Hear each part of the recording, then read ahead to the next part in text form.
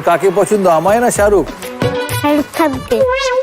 জনপ্রিয় reality show big বসের বাংলা সংস্করণে সঞ্চালক হিসেবে আবারও ছোট পর্দায় ফিরছেন উপস্থাপক ও ভারতীয় ক্রিকেট দলের সাবেক অধিনায়ক সৌরভ গাঙ্গুলি।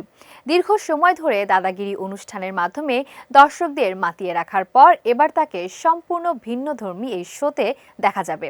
জানা গেছে ৬ মার্চ কলকাতার ঐতিহাসিক ইডেন গার্ডেনে এক জমকালো অনুষ্ঠানের মাধ্যমে এই রিয়েলিটি শোয়ের আনুষ্ঠানিক ঘোষণা হওয়ার কথা রয়েছে।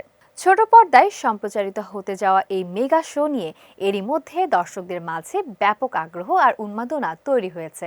ইডেন গার্ডেন্সে আয়োজিত সেই উদ্বোধনী অনুষ্ঠানে সৌরভ গাঙ্গুলির উপস্থিত থাকার জোরালো সম্ভাবনা রয়েছে।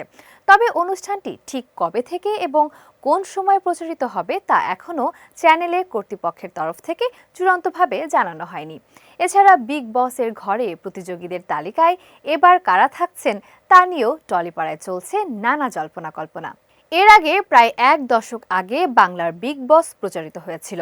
দীর্ঘ সেই বিরতির পর এবার সম্পূর্ণ নতুন আঙ্গিকে এবং সৌরভ গাঙ্গুলির মতো জনপ্রিয় তারকার সঞ্চালনার হাত ধরে অনুষ্ঠানটি আবারও ফিরছে।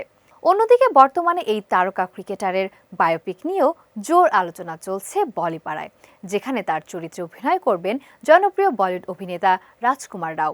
একদিকে বিগ বাজেটের বায়োপিকের কাজ এবং অন্যদিকে সম্পূর্ণ নতুন এই রিয়েলিটি শোয়ের সঞ্চালনা, সব মিলিয়ে আবারও বিনোদন জগতের একেবারে কেন্দ্রবিন্দুতে চলে এসেছেন সবার প্রিয় প্রিন্স অফ ক্যালকাটা।